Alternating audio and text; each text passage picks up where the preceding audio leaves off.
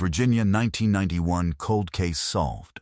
Arrest shocks community script. Next year 3,950 words. Neck 26-28 min narration. It was the kind of October that made people remember why they had stayed in the Shenandoah Valley their whole lives. The maples along Route 11 had gone the color of embers, and the air carried that particular smell. Wood smoke and cold river water, and something deeper, earthier, the smell of the mountains releasing summer. Let people who grew up in the valley describe the way other people described music. You knew it the moment it arrived. You felt it settle into you. And on the evening of October 3rd, 1991, a 29-year-old second-grade teacher named Diane Calloway sat at her kitchen table in Fairfield, Virginia, population 312, grading spelling tests while her 6-year-old son, Tommy, slept in the next room. Her neighbor across the road, Earl Whitson, would later tell investigators that he had seen the light in her kitchen window at 9:15 that evening. He had waved, as he always did. He was not certain whether she had seen him wave back. By the following morning, her kitchen light was still on. Her car was in the driveway. Tommy was in his room, asleep, dressed for school, his shoes placed neatly beside his bed the way his mother had always asked him to leave them. Diane Calloway was gone. What happened between 9:15 and whatever came after is a question that would hollow out this small community, outlast a sheriff's department, survive 3 decades of silence, and finally find its answer 31 years later in a courtroom in Lexington, Virginia, 23 miles from the kitchen table where it began. But to understand what was lost on that October night, you first have to understand who Diane Calloway was. And to understand that, you have to understand Fairfield. Rockbridge County sits in the western crease of the Blue Ridge, the kind of Virginia that tourists drive through on the way to somewhere else and then, somewhere outside of Lexington, find themselves slowing down without quite knowing why. The towns are small and deliberate. The Baptist churches are white. The general store in Fairfield had been run by the same family since 1953, and people still ran accounts there. A handshake system. A ledger, the kind of credit that ran on a person's reputation rather than a number. In 1991, the county had one stoplight. Diane Calloway had grown up 12 miles north, in the town of Brownsburg, the second of 3 daughters born to a cattle farmer named Warren Hanley and his wife Ruth. She had gone to Rockbridge County High, played softball, sung in the choir, and driven an hour each way to James Madison University, because it was the farthest from home her parents would agree to. She came back the way people from that part of Virginia often come back, not because the world outside wasn't real, but because this place was more real. She had taken a job at Fairfield Elementary the year she graduated. She had been there 7 years by October 1991. Her students called her Miss Calloway even after she had briefly been Mrs. Calloway during a marriage that ended quietly in 1988. The divorce left her with Tommy, the house on Creek Road, and a mortgage she managed on a teacher's salary with the careful, unsentimental competence that the women in her family had always brought to difficult things. She graded papers at the kitchen table after Tommy went to bed. She kept a pot of coffee going from 6 in the morning until she left for school. She drove a 1988 Ford Tempo, the color of old cream, and kept a AA card in the glove box the way her father had told her to. She had 3 best friends she had known since elementary school. She had a garden in the back that she was genuinely good at. She had a plan, which she mentioned often enough that the people who loved her could quote it back, to take Tommy to Washington, D.C., the summer he turned 8, because she believed every Virginia child should see the capital before they studied it. He never knew that summer would arrive without her. At 6:52 on the morning of October 4th, 1991, Tommy Calloway walked across the road in his school clothes and knocked on Earl Whitson's door. He told Earl that his mother was not in the house and that he did not know where she was. Earl went across the road immediately. The kitchen light was on. The coffee pot was on, the carafe half full, and hours past burnt. 2 spelling tests were still on the table, red pen uncapped beside them. Her purse was on the counter. Her keys were on the hook by the door, both sets, the car keys and the house key on the ring with the small brass apple her students had given her the previous Christmas. Earl called the Rockbridge County Sheriff's Department at 6:59. Deputies arrived within 20 minutes and began a walkthrough of the property. Nothing in the house showed signs of disturbance. The back door was locked from the inside. The windows were latched. The screen door on the front porch had a small tear in the lower corner that neighbors would later confirm had been there for months. There was no sign of a struggle. There was no note. What there was, a single partial shoe print in the soft dirt beside the front porch steps. The soil had been damp from 2 days of light rain. The print showed a portion of a heel and the outside edge of a sole. It was photographed, measured, and recorded in the case file. The size was consistent with a men's 11 or 12.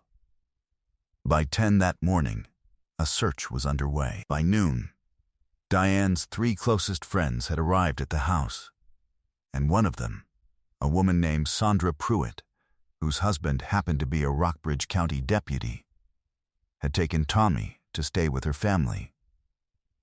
By the following morning, volunteers from 4 surrounding counties were walking the fields and creek banks of western Rockbridge County in lines of 10, moving through the October grass. They found nothing. On October 9th, 5 days after Diane was reported missing, her case was formally classified as a missing persons investigation. The lead detective assigned was Deputy Hal Pruitt, Sandra's husband. He was 34 years old, had been with the department for 9 years, and had never worked a missing persons case that ended the way this one felt like it was going to end. He was right about that. Pruitt started where the evidence pointed, which was nowhere clean and nowhere conclusive. The ex-husband, Robert Calloway, was a mechanic in Staunton, 12 miles up the valley. He drove a pickup truck. He wore a size 12 boot.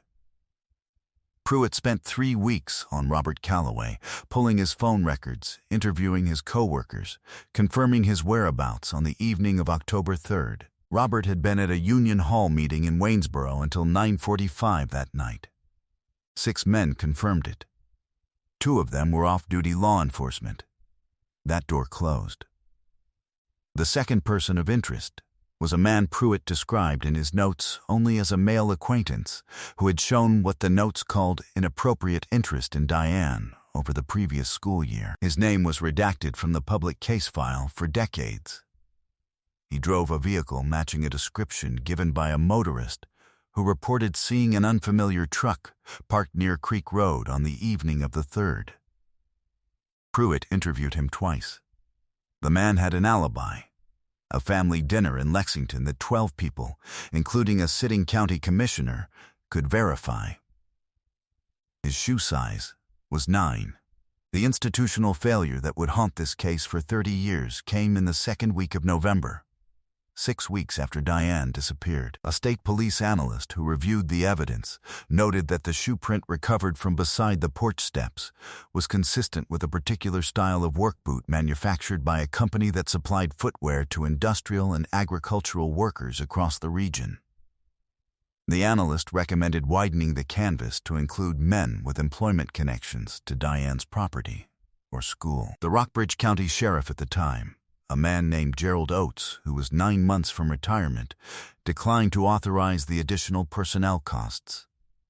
He noted in the file that the investigation was ongoing and that resources were limited. That recommendation was not acted on for 29 years. Diane's mother, Ruth Hanley, drove from Brownsburg to Fairfield every Saturday morning for the first 2 years. She would sit in Diane's kitchen, The house was kept by the family, the lease held by Ruth, the coffee pot kept plugged in, and she would drink her coffee and grade whatever papers were still on the table. There were none, of course, after the first week. But she sat there anyway. By 1995, 4 years had passed. Tommy Calloway was 10 years old and living with his grandmother Ruth in Brownsburg, growing up in the house where his mother had grown up, walking the same fields, going to a different school but the same county. He did not talk about his mother at school. He talked about her at home. Ruth kept a framed photograph of Diane on the kitchen windowsill. Not a formal portrait, but a snapshot. Diane in her garden, laughing at something off-frame, squinting into summer light. Hal Pruitt had been promoted to detective sergeant by 1997, but the Calloway case file stayed in his desk drawer, not because it was active, but because he could not make himself file it in the cold case cabinet. His wife Sandra understood. She did not ask him to move it. By 2001, 10 years had passed. Tommy graduated from high school in 2003. He enrolled at Virginia Tech, studied education, and became a teacher, elementary school, 3rd grade.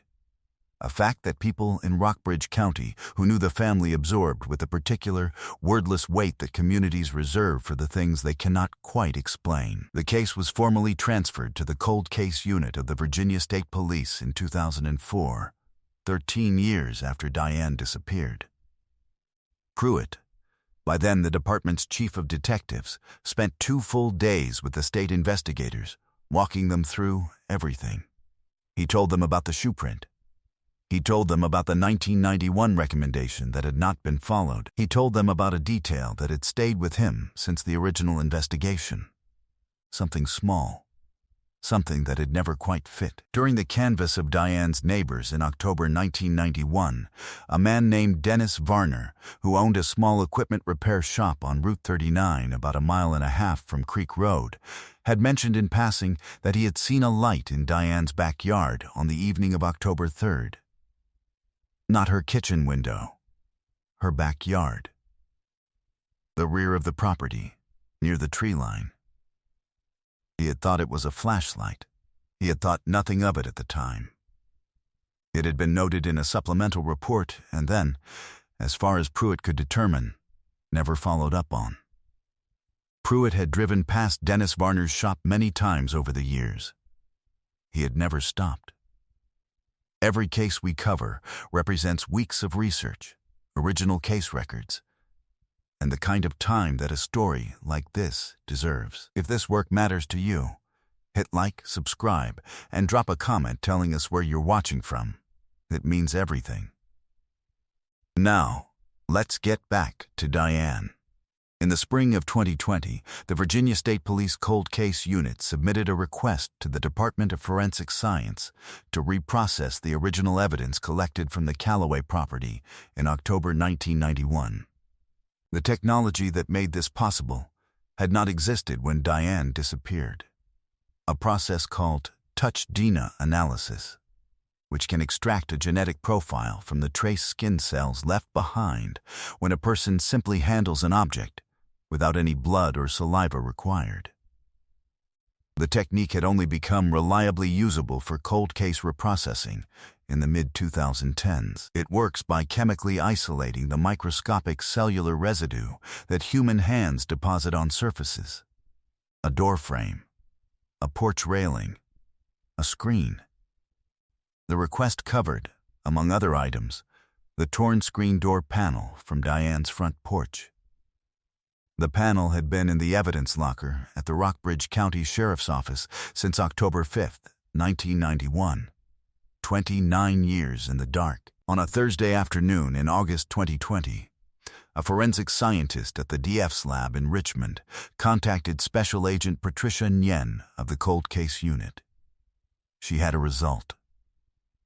The touch DNA recovered from the lower edge of the torn screen panel. The tear that everyone had thought was months old was not degraded. It was viable. It produced a full, genetic profile. Agent Nguyen put the profile into CODIS, the National DNA database. There was no direct match. She uploaded it to a public genealogy database instead, the same kind of website where ordinary people trace their family trees and find distant cousins they never knew, and began the painstaking work of tracing backward through genetic relatives to identify who had left those cells on Diane Calloway's screen door. It took 11 months. The family tree she built had 412 names on it before it converged. In July 2021, it converged on a name. Ronald Keith Suter was 63 years old. He had lived in Rockbridge County his entire life.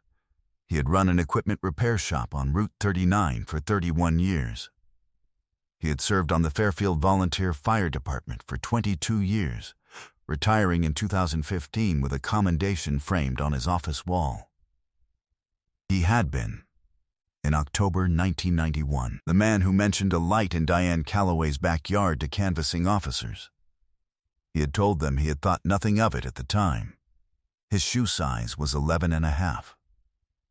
Special Agent Nguyen and her partner drove to Lexington in August 2021 and met with Hal Pruitt, who was 74 years old, retired since 2013, and had kept a copy of the Calloway case file in a banker's box in the back bedroom of the house in Goshen, where he and Sandra had lived since his retirement. He sat at his kitchen table and looked at the name on the paper Nguyen set in front of him. He was quiet for a long time. "The light in the backyard," he said. He wasn't asking. The investigation that followed over the next 4 months was quiet, careful, and airtight.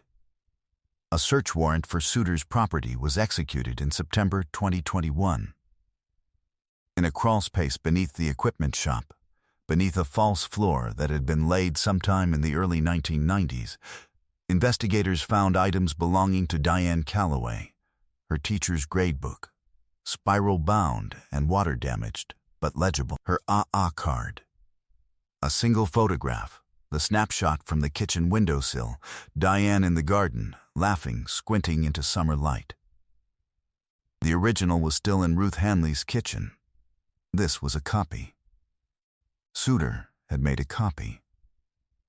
Ronald Suter was arrested on the morning of December 9, 2021, in the parking lot of his shop on Route 39 by Agent Nguyen and 4 officers of the Rockbridge County Sheriff's Department.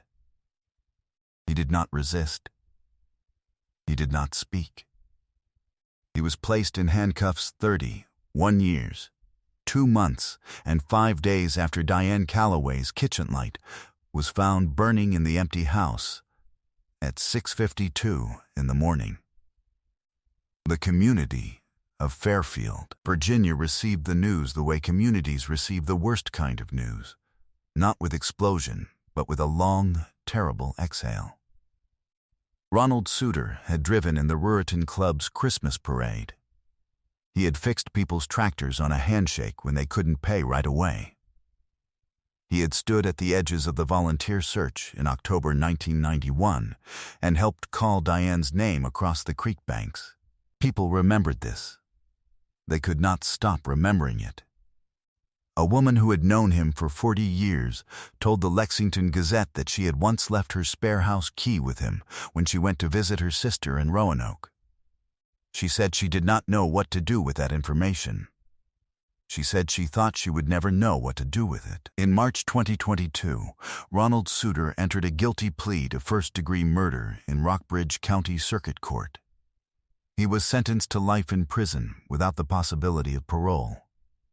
He declined to make a statement. He did not look at Tommy Calloway, who was seated in the second row of the gallery beside his grandmother Ruth and his wife and his 2 daughters. He did not look. But Tommy Calloway looked at him and held it steady for the full 3 minutes it took the judge to finish. Diane Calloway was 29 years old. She kept her coffee pot going from 6 in the morning until she left for school. She drove a cream-colored Ford Tempo with a AA card in the glove box. She grew tomatoes and dahlias in a garden she was genuinely proud of. She had spelled out the name of every state capital for her second graders on a paper chain she hung above the classroom door. She had a plan to take her son to Washington, D.C., the summer he turned 8. Tommy Calloway is a third-grade teacher in Staunton, Virginia. He took his own daughters to Washington the summer the oldest one turned 8. He has said, in the one interview he gave after the sentencing, that his mother would have been quietly insufferable about the fact that he became a teacher, that she would have wanted to swap lesson plans, that she would have had opinions about his grading system. He said it the way people say things about the people they loved most, laughing and not laughing at all. Ruth Hanley was 91 years old at the time of the sentencing. She attended the hearing in a wheelchair. She kept the photograph of Diane on the kitchen windowsill, the garden photograph, the one Souter had copied and hidden, and she has said that she will not move it, not for anything. It has been there for 30 years. It will stay. Hal Pruitt drove from Goshen to Lexington for the sentencing hearing with his wife Sandra. He sat in the back of the courtroom. When it was over and Souter was let out, Pruitt stayed in his seat for a few minutes while the room cleared. Sandra waited with him. She has said that he did not say anything, that they sat there for a while, in the quiet of the old courthouse, and then they went home. The Rockbridge County Sheriff's Department has since reviewed the 1991 recommendation that was not followed, the recommendation to expand the canvass to men with employment connections to Diane's property.